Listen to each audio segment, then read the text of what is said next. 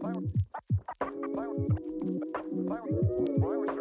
g'day, it is Ace here. Thank you so much for joining me, and lovely to do a face-to-face video. Yes, I've got my glasses on. Yes, they're going to reflect on my light. There's going to be glare. Not much we can do about that. I haven't been on many adventures over the last 2 weeks, just had other commitments on, so I really still want to make a video for you guys. And what better one to do than make a video about my cameras, especially my film cameras. I've got a few. I've got 7 cameras here, film cameras, and I'd love to take you for a walk and show you what they are. I've got some notes, so if I'm reading them, I do apologize. If I try and ad-lib it, I'm really going to mess it up. A lot of people, when they talk about their cameras, will talk about the functionality of the camera, what it does, how it works, the technical stuff, which is really important. Those details are important. What we want to do is talk about how these cameras that I've got, and I'm very happy with what I've got at the moment. I'm certainly not experiencing any type of gear acquisition syndrome. How they inspire me to create, and what I'm thinking when I'm using them, and a little bit of a backstory, because all these cameras are at least second-hand. You know, we just don't get new film cameras anymore, so a little bit of the backstory, which is important to me because I think they're fun. I really want to know in the comments if you've got any of these cameras, if you've used them before, and what you've thought about it, and I'd love to know what's in your film collection. I'd really love to see that. That'd mean a lot. So, in no particular order, let's have a look at my film camera collection. So, the first one is my Minolta SR. Got caught already. This is my Minolta SR505. This is my only SLR. This is one of the OGs, one of the original film cameras I got. Listen to this. How satisfying is that? That's a real SLR sound, and I love it.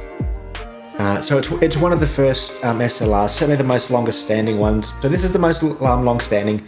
I've got a pretty standard 50 f1.4 lens on it. It just works. It works like film cameras should work. Focus is super simple on this. Love it. One more time. Fantastic. This next camera might surprise you. It is a plastic point and shoot. Probably won't spool on. A plastic point and shoot with a flash camera. I got this because I wanted some real lo-fi 90s harsh flash photos, and you'll probably see a few of those flashing across the screen, no pun intended. Now, I got this for a party. I just wanted that 90s lo-fi look, which it delivers in spades. You would not trust this for anything serious apart from fun memories. That's what it's good for, and it just delivers perfectly. This next camera I got for the Frugal Film Project, and welcome anyone from the Frugal Film Project. I'll leave the details before. I got this for $10. This is the Olympus XA2, which a lot of people rave about, the XA range. You hear that? It's a nice camera. There's nothing wrong with it. I got it for $10. Nothing wrong. Oh, you can't see that the film numbers don't work. There's nothing wrong with it.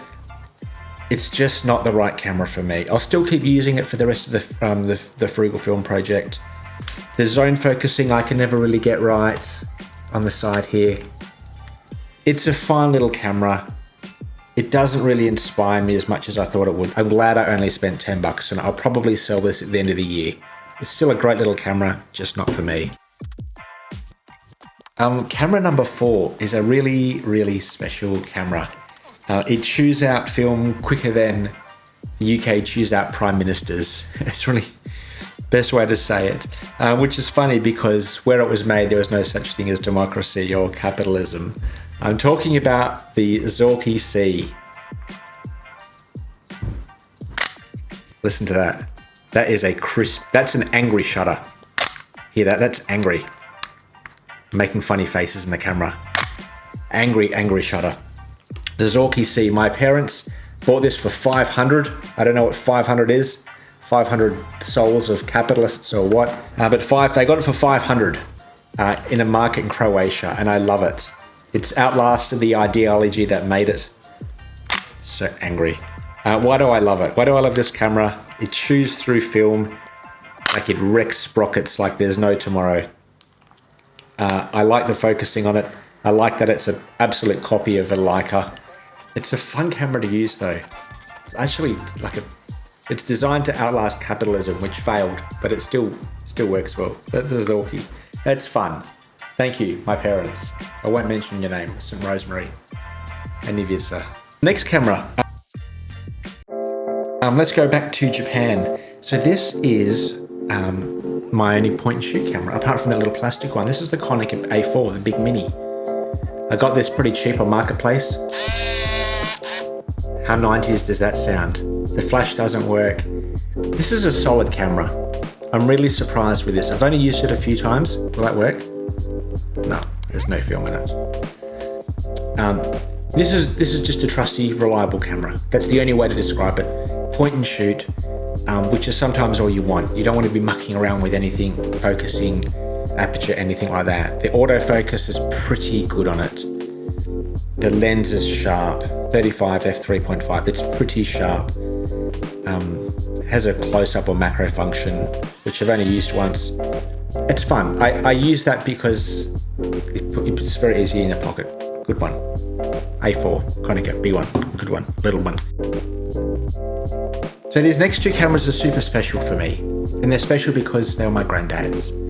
And I reached out and asked if he had any cameras, and he said yes, and he sent me these. So this first one I haven't used yet, but when he sent it up, it had some film in it which I got developed. And the film is probably at least 25 years old. All the colors have shifted, everything like that. So in terms of, you'll see some of the pictures, but it's hard to say what they are. So the first camera is a Minolta 7S, which you see everywhere. That sounds like family photos, doesn't it?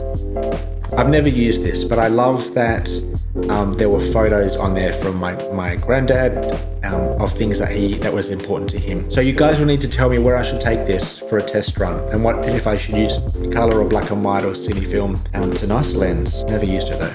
Should use it. F1.8, 40mm I think. Is it? You guys will know. 45. There we go. So nice size. Let me know if I should take this to the beach or a waterfall or through the city or something like that. It doesn't have a flash, so I've got a hot shoe for one. But that's special to me. The final camera that I'm really excited about sharing with you guys, and if you've watched my video on Noosa, you would have seen this. This is my granddad's, my pops. This is the Rollie 35S, and I just love it. Listen to that.